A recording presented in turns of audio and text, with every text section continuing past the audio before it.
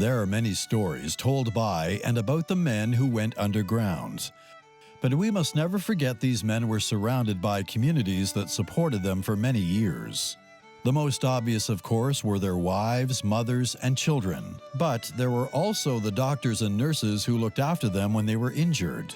The immigrants who came from many parts of the world to become their co-workers. The culture that formed around the mining communities in Cape Breton was diverse, vibrant, and very inclusive. Polish, Ukrainian, Italian, Hungarian was spoken alongside English, Gaelic, and French. People came from all over the world to work in the mines, hoping for a better future. We had many immigrants that come over from all over Europe to work these mines. And when grandfather came over here in 1901, and the population in Glace Bay was just probably 2,500 people that lived here. 1901, Glace Bay just became a town at that time, and they didn't have enough people to operate the mines because this company set up 18 mines, so they had to go to Europe to get immigrants to help them out. Part of the expansion of the coal mining industry was just bringing more and more workers in from outside and killing them. You know, you either killed them with an accident or you killed them with black lung, or you killed them in one way or another. One of my grandfathers, my grandfather on my father's side, I didn't know him. My father didn't know him. He was a coal miner. He had 5 boys, and he went to work this day, and he went down into a room, and he started mining coal, him and his buddy, and the whole place came in on top of him, and he killed them. My parents came from Krakow, Poland, so they would put all the Poles into number 4 mine, and they put an interpreter at the mine site until you learn how to speak English. Once you learn how to speak English, then you go to other mines after that. Well, there was little over 100 from Italy. They would put them in 1A mine. Ukrainians, Czechoslovakians, number 2 mine. And people from England, Scotland, Wales, Germany, France, Belgium, Newfoundland. And this is how our population jumped to 30,000 people all over the world. First miner in the family was my grandfather, from my father's side. He came here from Ireland, and he came here in the 20s, and he started working in the coal mines there. And once he died, then my father was taken out of school and put down in the coal mine in order for everybody to stay in the home, right? And at the time, my father was 10 years old. I mean, the big thing about the Nova Scotia coal fields, particularly the ones around Sydney Harbour, is that they're overlain and quite vast, you know, have a huge kind of capacity. So to make the investment that's necessary to sort of operate those mines, you have to be convinced that you can operate them for an extended period of time. If you're going to operate the mines for an extended period of time, then you have to create a social environment that'll allow yourself to reproduce your labor. Okay, and that's essentially what the big corporations attempt to do in this kind of context. They control housing, they control access to consumer goods. We didn't have much home, but Father, he made sure that we have food on our table. We had our own little garden, the uncles and that, we had our own kielbasa, we made it. We have our little pigs and that. We kill the pigs and that for our kielbasa and that. We make our pierogies and that, for we still keep our tradition up. The huge bulk of the workforce will be made up not of these imports from outside, but from people who are coming to industrial Cape Breton and Pictou from the rural parts of Atlantic Canada. And it revolves around a kind of central issue. It's the reproduction of labor. And there's 12 children he had here. So there were 6 boys and my dad, so there were 7. And later on in life, they got older and they went down the mine. They started very young in the mines back then. Every one of my uncles were under 14 years of age when they started in the mines. The mine needed a whole lot of different kinds of labor. I mean, it needed the labor of young boys, you know, who looked after horses or opened and closed ventilation doors and various other kinds of things. And it was a way really of introducing them to the coal fields and to the work. They used to refer to it as toughening them up, so that they get bigger and stronger and then go and work at the coalface, which is what every young man, who would go to work in the mines would want to do.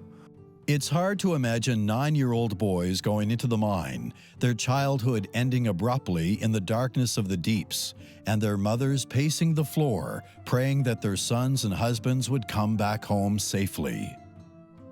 Wives of the miners were at the back line. No one ever talked about the hardships they had to endure, about raising their children all by themselves, because their men worked 12-hour shifts and came home only to eat and sleep, about sleepless nights and long days of waiting and worrying. The wives were like the backbone, They fed them well and took care. Women had to be responsible for the production and the reproduction. I mean, they had children, obviously. They brought them up, obviously, to work within that kind of structure. But they also had to provide all of the superstructure that went into making those miners capable of working underground for 10 and 12-hour shifts. Most miners had large families. I come from a family of 12. I grew up and went to school with kids. There was 21 in the family, the Seymours from the hub. When you have 21 kids, well, you got a hard life, let's put it that way.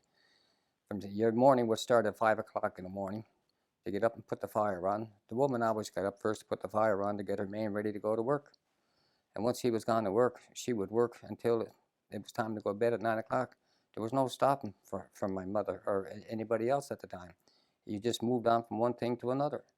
It is nervous. It's nerve-wracking to know that they're going to be called out. You don't know if they're going to come home or how long they're going to be there or what their attitude would be when they did get home. To think that some of their friends and maybe relatives would be badly injured or lost their life. I remember when I was going to St. Agnes School in New Waterford, and we would be there, and number 12 mine was across the road and over about 100 meters. And we would sit in those classrooms and you'd hear the siren going when an ambulance went up.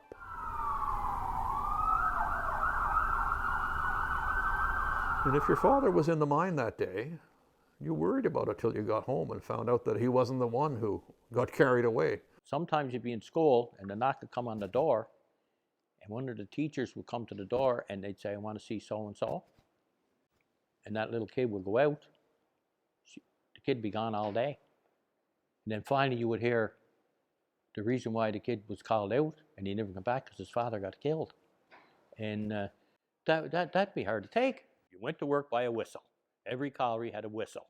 You blow the whistle once, you go to work tomorrow. If the whistle went twice, stay in bed. There's no work. Your mind's not working. If it blew 3 times, now there's an accident. And most times it was a fatality because they used to call for the ambulance from one mine to the next mine. And lots of times you'd hear that third whistle and then all the women would get all very edgy and shaky because they knew their husbands was underground and were wondering who it was. If the whistle blew and the mine was going and it told you a miner was killed, right? You know there was somebody killed in the mine, but you didn't know who. So you can just imagine a woman home with 8 or 9 kids and you know there's somebody killed over there in that mine. And you're going to wait for word. Now you don't know where they're coming, the priest and the cops coming to the door. You don't know what house is going. In 1979 we had an explosion and I was in the mine that night when it happened. My wife, Anne, when the explosion happened at 20 after 4 in the morning. I never get out of the mine until 12 that afternoon. She woke up that morning. The first thing she does, she just turned on the radio, listen to the news. And the first thing she heard was there was an explosion in 26 Colliery, and she knew I was there. And she said, I started pacing the floor, I started looking out the window, and I was watching for you coming up the road. And she said, you weren't coming. And I couldn't get a hold of her. I was still underground. Anyway, she said, I seen this car coming up the road. And she said, I recognized it. And who was it? But our parish priest. And she said, oh my God, he's coming in here. He's going to tell me that he's gone. And she said, I started to screech, but she said, he just got just before our driveway, and he turned in the next driveway. It was our neighbor. I can imagine what my wife would do. She thought I was in the explosion that night, and she called my mom up. She said, Abby's at work. They got a big explosion, number 26 Gallery. So mom broke down. She started crying and everything. And she said, I'm sure he's down there. So I was down. I went back down to carry the bodies out. She thought I was still down underground, and she was there waiting for me to come home. And I'm going to tell you, was she ever glad when I walked through that door? Coal mining has sometimes been referred to as the most dangerous job on Earth. One of the disasters at the latter part of the 20th century was at number 26 Colliery in Glace Bay. Deep under the ground and far out under the ocean, an explosion occurred. Many lives were lost and men were injured. I was home getting up in the morning, getting ready to come to work when the phone rang. And they told me to get up right away. We got trouble at the pit. They don't tell you till you get there what the problem is. So we got there, they said an explosion. And about 20 after 4 in the morning, word came out to us that something happened in 12 South Wall. They couldn't get a hold of anybody. We said, we got to go in. So I and another guy, we started in. When we started in, we got about halfway in. And we started seeing chock blocks in the middle of the road. The belt was flipped over. We got a little bit farther. Then we started seeing there was 4 guys, and they were running around screaming and hollering, get us out of here, get us out of here. Their faces were all burnt, their hands were all burnt. And we get in a little bit farther, and then that's where we started seeing the dead man. When the machine they were using was going up the wall, it hit an intrusion of stone that the miners didn't see. And behind the stone was a pocket of methane gas that ignited a ball of fire that went racing down the wall. 10 men were killed that night, and 2 more died in Halifax. 6 went to Halifax, 2 more died up there. But there was 30 men in that wall that night, but some of them were lucky enough. They were finished their work before, and they were able to get out of there. I got out of that mine that night and to go down, and I helped them carry the bodies out of that mine. And the man that I carried out, he's on our brochure. We use our brochure with him on it, and that's the man that I carried. And that was quite an ordeal.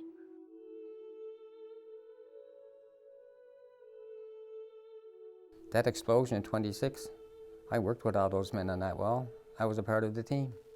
2 days before the explosion, my supervisor took me off my job and put me on another job to finish for somebody else who ran away from the work.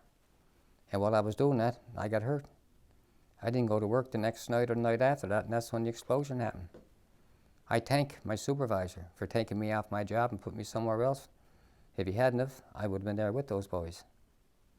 One of the first men who went underground to help the injured men that day was Dr. J.B. Tompkins.